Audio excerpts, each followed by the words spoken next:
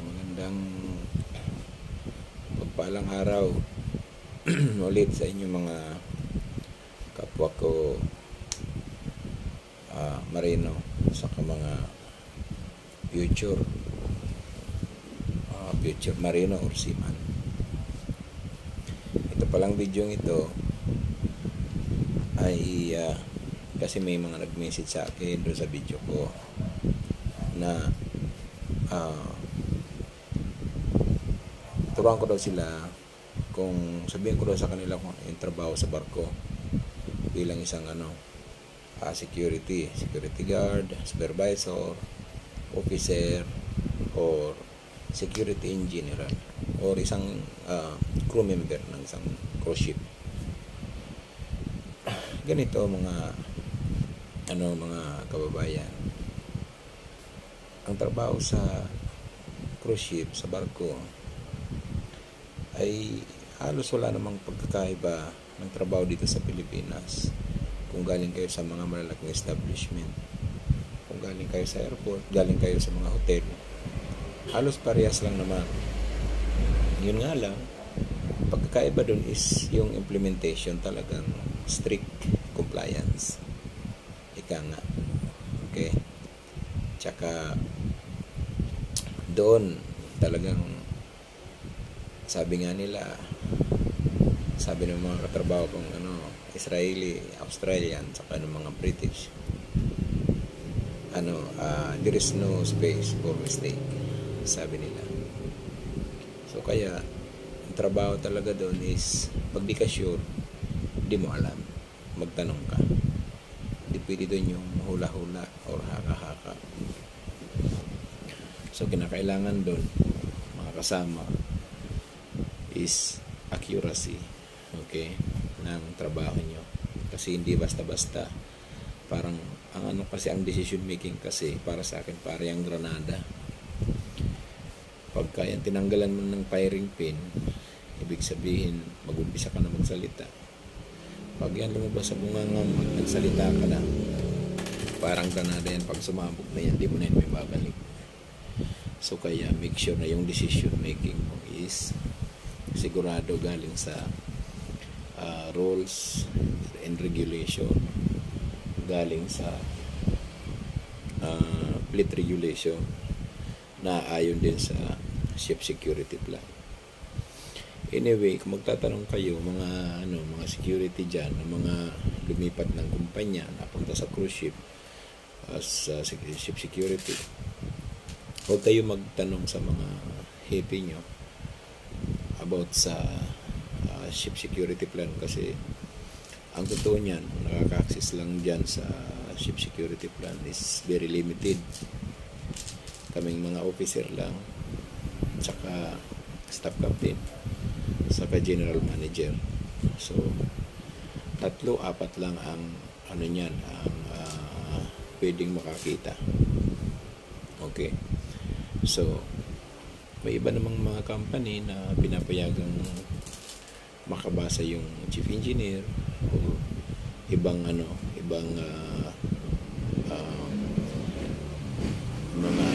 high ranking officer dyan sa barko. Pero as a general rule, ang dapat may access lang talaga dyan is yung sa ship security plan is yung security officers. So security officers at saka staff captain at general manager kung sa cruise. So kayo magtaka kung bakit di sa inyo yan pinababasa. Very limited dapat ang nalalaman nyo about sa ship security plan.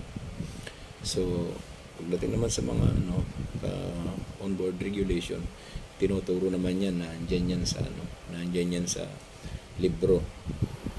So kung kayo mga bago pa lang sampa, basahin nyo yung fleet regulation. Okay, kasi nagbabago yan. Laging may every 6 months or yearly meron yan revision. Okay, may mga revision dyan, baka ma-mislook nyo, kailangan updated kayo. So kaya kung tatanong kayo sa akin about sa trabaho trabaho dyan sa ship security. So kinakailangan ano kayo dyan, although yung background nyo gamit nyo naman yan as sa basic or fundamental nyo yan.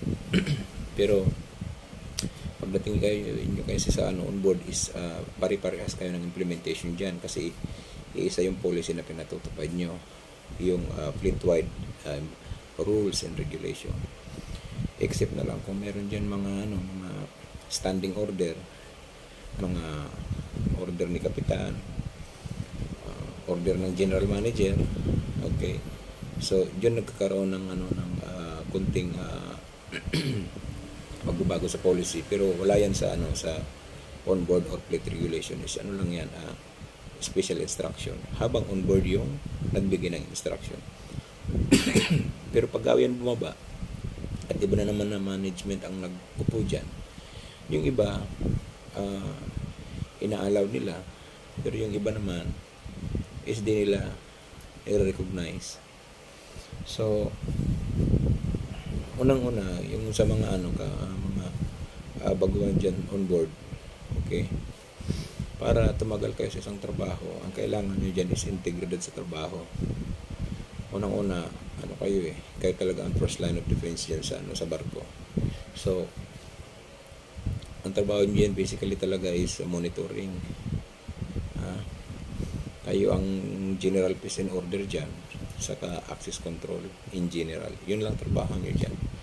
Kung meron man dyan mga ibang mga trabaho, assist na lang, kasi kayo ang in charge dyan ng entire security at saka CCTV operation, kayo yan.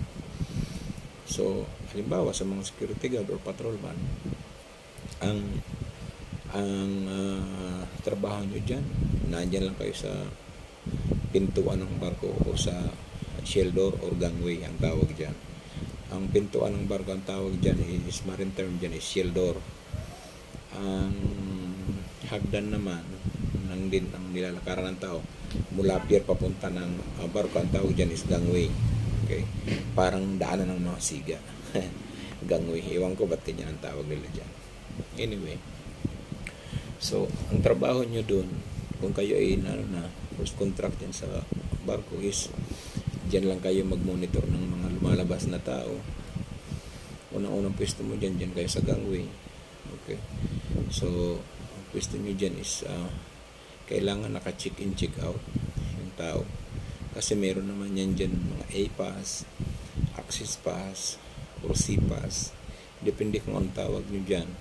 Yung lalabas ng barko, ipapansin nila yung card or yung ID nila para recognize na sila nasa labas, at pagbalik kailangan i-swipe din yung ID para naman ma-recognize na on board sila. So wag kayong magkakamali na hindi niyo mai-scan yan, kasi hindi kayo magtatali, hindi mababalance yung mga tao nyo, either pasahero o empleyado. Kailangan monitor nyo lahat ang lumalabas din at pumapasok 100%. Okay, 100%, hindi 101, hindi 99%, 100%. Kasi pag hindi yan nag 100%, may naiwanan kayong isang tao, crew member o kaya pasahero, magkakaproblema kayo. May laking problema yan. O kaya naman lumabas yung pasahero o lumabas yung empleyado, ibang card yung dala, may problema naman. Kasi kung titingnan nyo, halimbawa sa dalawang magka-roommate o magkakabina na crew member, hindi tumitingin ng ID nila, basta nalang kinpumuha ng ID doon sa room nila, tapos biglang lumabas, pinans niya yung card niya papunta ng lalabas ng barko, ang gamit niya sa kasamahan niya sa kabina. Pwede din yung mangyari, pero bawal yun. Baka naman intention niyang kinuha yung card ng kasama kasi naka-port manning siya. So ibig sabihin ng port manning ay kahit off duty ka, hindi ka pwedeng lumabas kasi port manning ka. Ibig sabihin, in case of emergency, ikaw ang responder sa barko. Okay? Hindi ka pwedeng lumabas. So, pwede ka namang lumabas dyan kung papayagan ka ng kapitan o ng chief officer or ng staff captain. Okay? Pero hanggat maaari, pag port manning ka, hindi ka talaga pwedeng umalis ng barko. So, unang trabaho mo dyan is mamonitor lahat yan ng lumalabas at pumapasok yan sa gangway. So, priority dyan na minomonitor is kung female to female yung lumabas. Halimbawa, yung card niya, pangalan is Pedro, tapos lumabas is babae. So, mali. Tawagin nyo yun. Pabalikin nyo. Tanungin nyo kung ano pangalan nila. Based doon sa card, kasi baka nagka-switch card lang sa kasakasamaan nila sa room, sa kabina. So, yung iba naman, yung lumalabas na yung card nila is invalid. Power on. Tapos, since invalid yung card nila, hindi yun gagana, minamanual na lang nila. So, yung iba, pinababalik nila sa reception. Yung iba naman, sinusulat na lang nila, lalo na yung mga pasahirong mag-excursion o magtuturo. Binibigyan nila. Depende yan sa management or sa hepe ng security kung papayagan. May mga ganon. Depende na lang yan. So, ngayon, kailangan maging particular kayo dyan pag nakapwesto kayo sa gangway, kasi baka naman is mapasukan kayo ng mga stowaway, pasayro ng ibang barko o empleyado ng ibang barko, o kaya mga mga tambay o mga local na tao gusto lang manood ng barko, pumasok sa barko, bigla kayo napasukan, hindi nyo na-identify. So, ang tawag dyan is breach of security. Pwede kayong maparusahan dyan, pwede kayong mapauwi, matanggal sa trabaho, or mabigyan kayo ng mabigat na parusa. So, ingatan nyo yan. Kailangan ang flow ng tao dyan sa gangway is hindi congested dyan. Dapat may distansya dyan. Kahit mabagal, basta sigurado. So, hindi naman kayo nagmamadali. Kaya kailangan may high profile kayo, may pinoprofile nyo yung taong pumapasok. Yung mga kainahinala. Kasi alam mo nyo kung bakit ang trabaho nyo dyan is be vigilant, assertive. Kasi may mga lalo sa Amerika or Southern America, meron kasing mga lugar lalo sa Europe na nire-regulate nila yung drugs, yung paggamit ng droga, lalo na yung weeds o marijuana sa labas o pag-iinom. Marami, may iba-ibang country, iba-ibang policy. So, kinakailangan maging vigilant kayo. Basta sa barko is zero tolerance kayo dyan pagdating sa drugs. Okay? Minsan naman, zero tolerance naman sila pagdating sa alcohol or mga alak. Kaya alam nyo naman yung taong dapat nyo i-monitor pag bumabalik ng barko, kasi minsan overly intoxicated sila or minsan gumamit sila ng droga sa labas, tulad sa Amsterdam, legal doon ang paggamit ng droga, pero di ka pwede magdala sa barko. Sa Spain, pwede ka sigarilyo ng marijuana sa labas ng barko, doon sa bayan o kung saan dyan sa outside sa Spain. Pwede kang gumamit, pero pwedeng gumamit yung mga pasahero, kasi sa empleyado bawal, kasi nagkakaroon ng random test kung sino yung suspicious, nagkakaroon ng random test para sa crew member, bawal.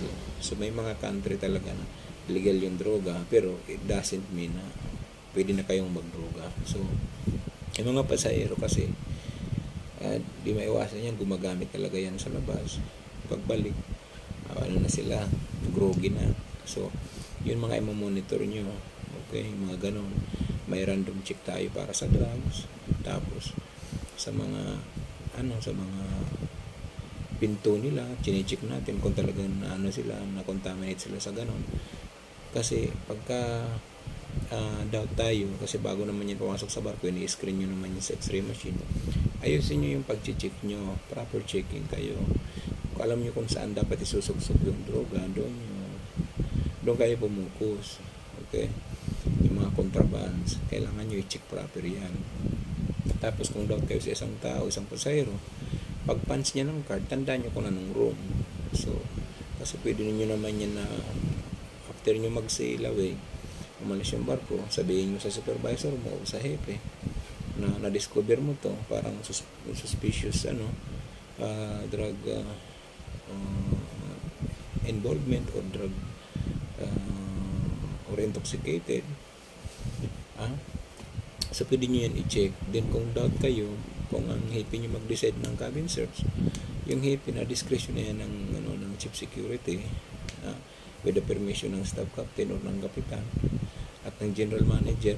Then anyway, yung general manager hindi naman niya involved dyan nagre-report pa siyang security sa staff captain. Then yung staff captain itatawag din yan sa kapitan for knowledge. Then pwede kayo mag-operate, pwede nyo i-search yung kabina kasi mayroong indication na may drugs doon sa room na yun or sa pinto pa lang. So kasi may random test which is international naman yan law na allowed tayo dyan, okay, with the permission ng KP at saka ng staff captain, ng kapitan. So basta huwag nyo kakalimutan, huwag kayo mag-ooperate mag-isa, huwag kayo magdedesisyon mag-isa. Laging involve yung kasama nyo or your supervisor or your chief or your manager. So ang gagawin nyo pagpasok, proper pat down, proper searching, x-ray machine, then pass the information. Dapat may body language kayo para hindi naman nakaka-open sa mga tao at crew pa pasahero na suspect sila kasi siyempre baka kasi iba-ibang lugar, iba-ibang dyan, baka ma-charge kayo for harassment kahit ganun na yun.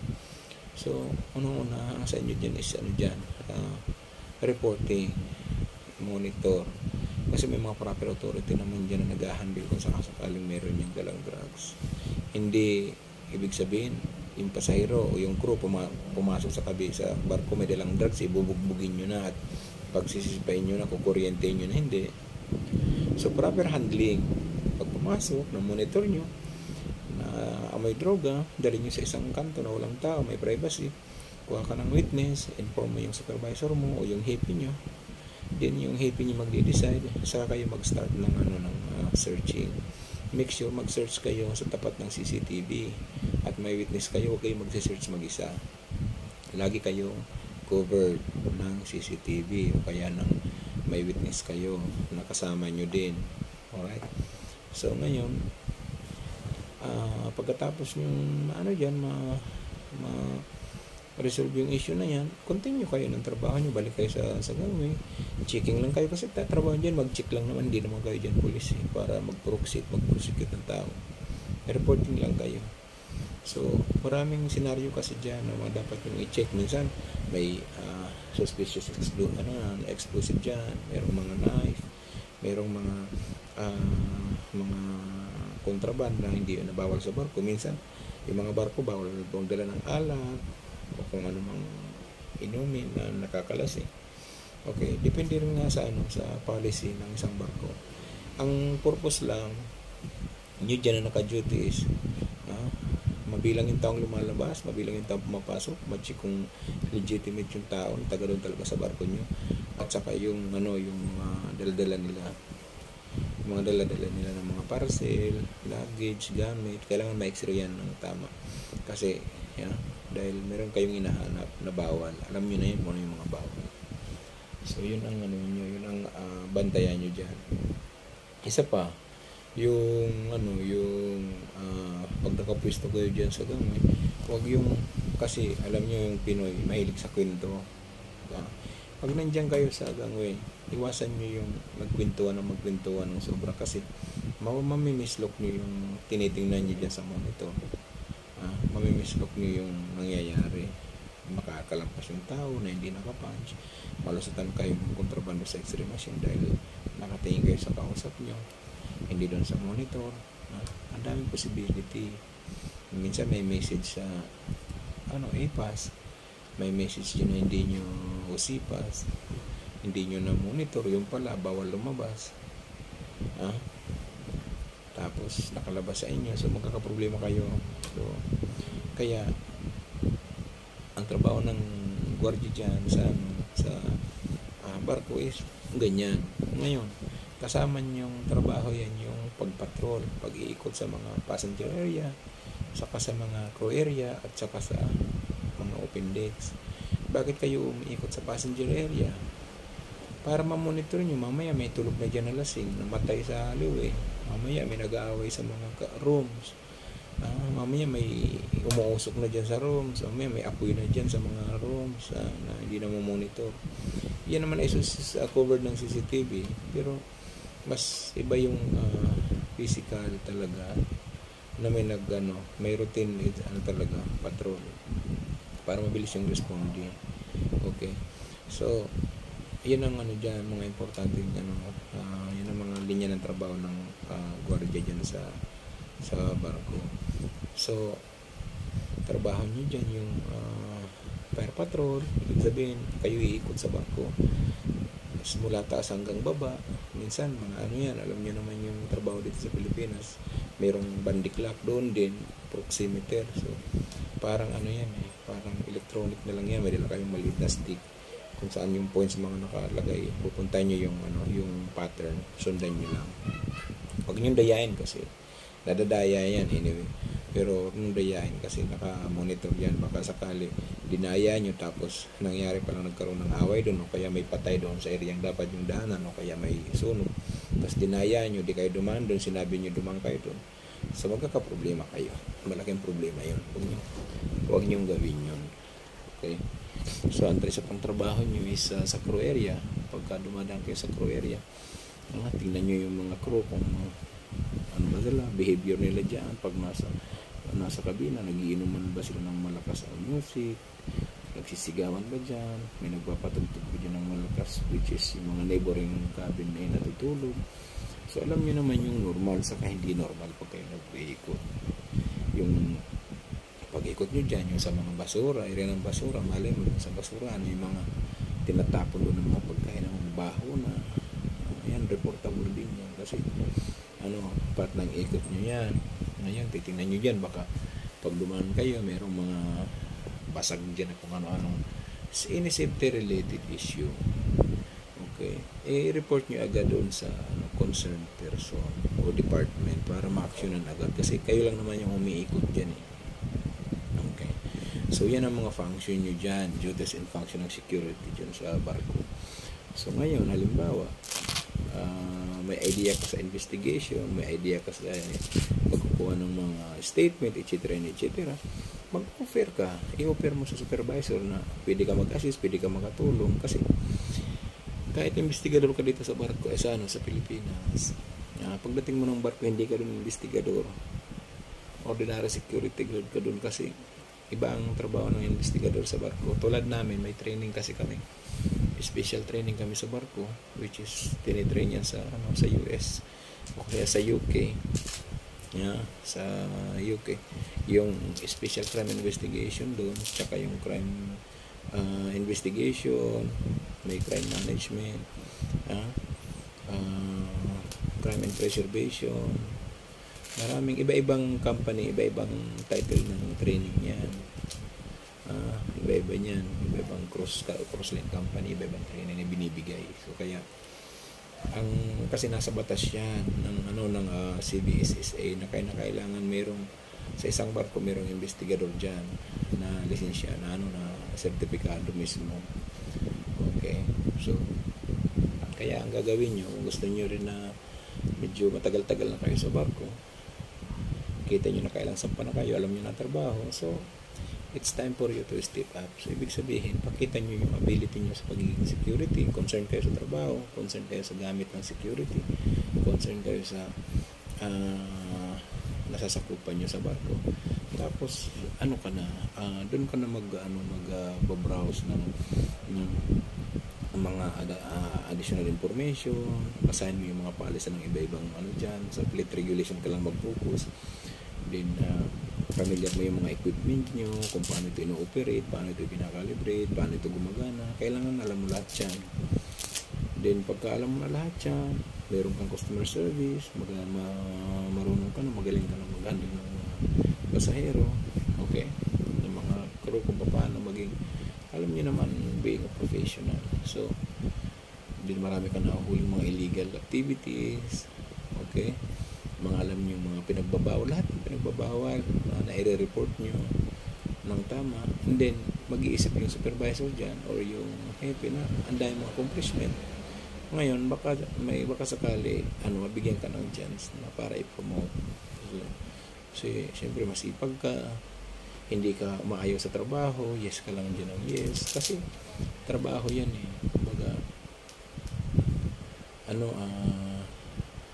trabaho yan na ibig sabihin, yan ang sinumpaan mo dyan sa barko. Hindi yung ningas kugon, placing, puro paeto, puro pagulong, puro cellphone, puro chat. Yung parang ayaw mong inuutusan ka, galit kapag may ginagawa. Huwag ka mag-expect ng promotion pag ganyan ka tao. Pero pagka masipag ka, mahilig ka mag-volunteer, ikaw laging pagod dyan sa grupo dahil matulungin ka, magtumulong ka hanggat may gawain yung mga kasamahan mo. Yung parang hindi ka nagrereklamo, sige lang.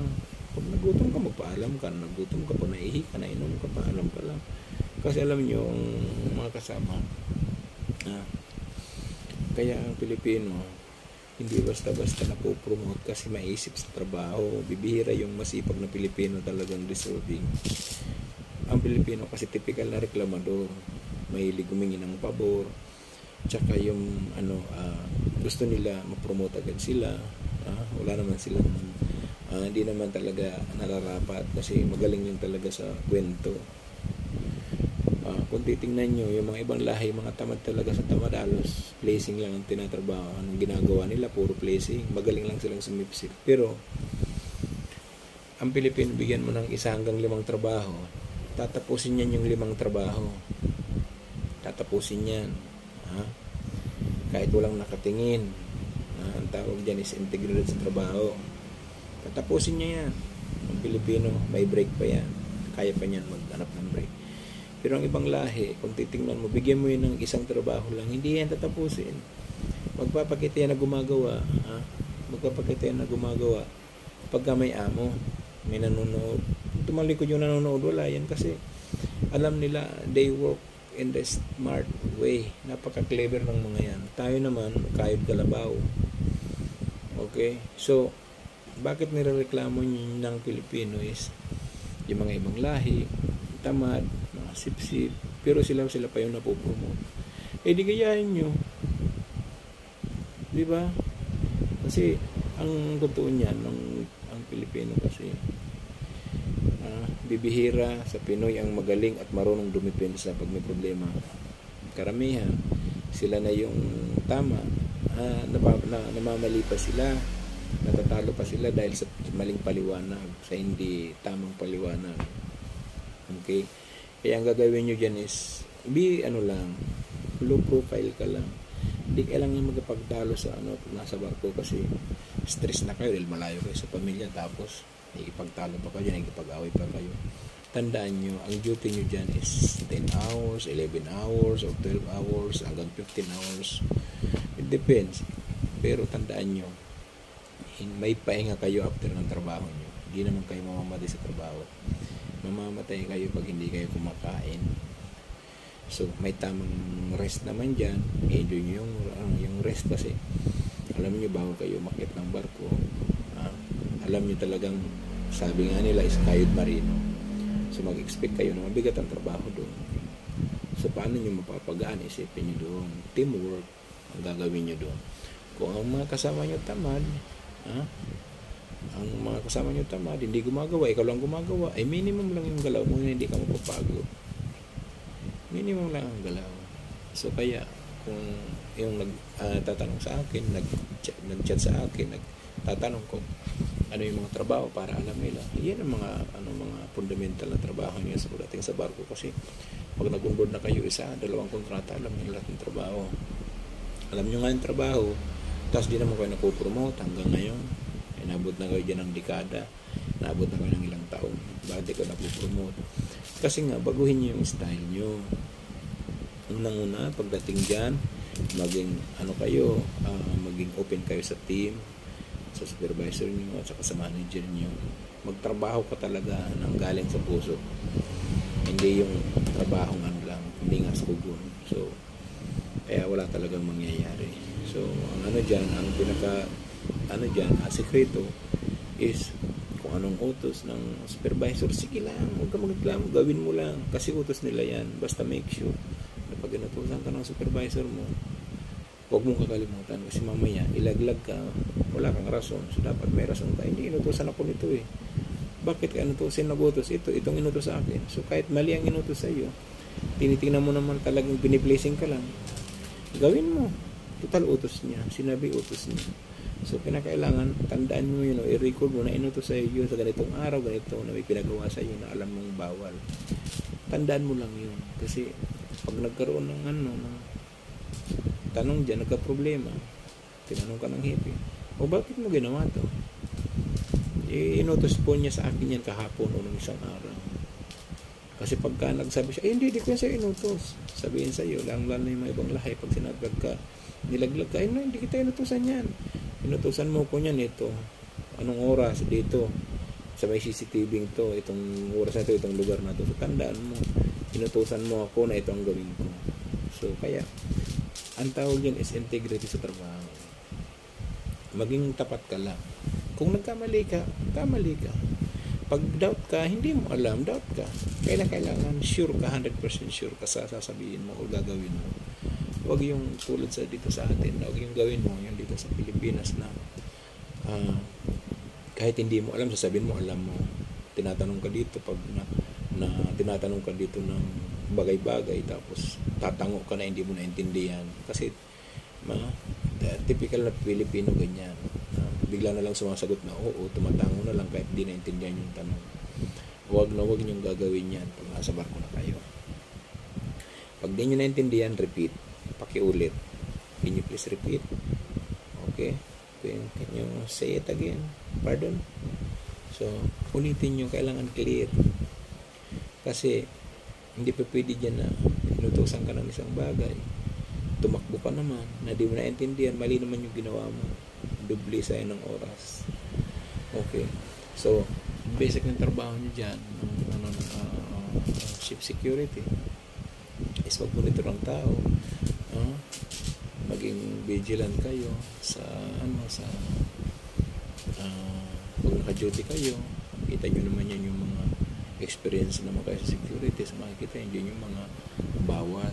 So kaya magbasa kayo, hindi yung iniisip nyo lang kung anong nabawal, hindi naman pala nagpapa-implement pala kayo dyan ng mga policy, tapos wala naman sa PNP, so policies and procedure, o sa onboard regulation, o kaya sa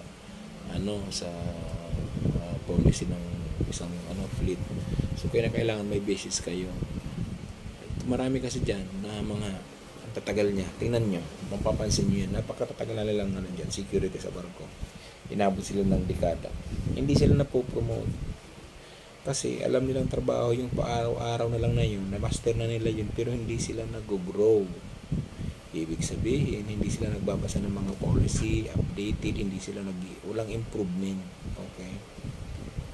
Kaya kung titingnan mo, ganyan na lang sila. Masaya na sila dyan. Sagad na yung sweldo niya, wala nang increment. Kaya di na nagsisimikap. Okay? Marami naman dyan, talagang hindi na napopromote kasi may mga company naman na hindi talaga nagpo-promote ng panganong Pilipino. Gusto nila yung mga ibang lahi lang. Kung yung posisyon na yun pang puti lang. Hindi tulad sa ibang company. Tulad ng previous company ko na officer ako. So, or supervisor or senior supervisor. So, may mga company dyan na talagang hindi nagpo-promote ng Pinoy. Gusto nila ibang lahi nandun. So, di naman natin mapilit yan. So, ang gawin natin is magtrabaho lang tayo ng tama. Kaya ganun. So, yan muna ang ko sa inyo may advice. So, kaya bagbago kayong security personnel o security guard sa barko. Pagdating doon, gawin nyo yung mga safety trainings, pasahan nyo yung mga exams dyan, may mga test dyan eh. Magbasa kayo pag wala kayong ginagawa, huwag or dyan tambay or tulog or inom, kasi pwede uminom sa barko pag off duty, kaya lang limit. Okay, so huwag kayong ubusin yung panahon dyan sa barko na for inom. Hindi mo na maiwasan, may babae dyan, yung mga ganun na mga kailangan self-control talaga. So ang kailangan mo dyan is maging okay lang na maging duwag, wala ka namang problema. Kasi ibig sabihin, duwag na hindi ka sumasagot, hindi ka nagkipag-away, hindi ka warrior, pakumbaba ka. Alam mo naman pakumbaba ka, humble ka, mamahalin ka ng mga kasamaan mo. So ganun lang muna. So sa sunod kong video, may continuation to kung ano talaga trabaho pa ng isang cruise ship security So sabihin ko sa inyo, or tingnan nyo sa mga pang susunod ng mga boss lang. Dito na muna yung kwentuhan natin.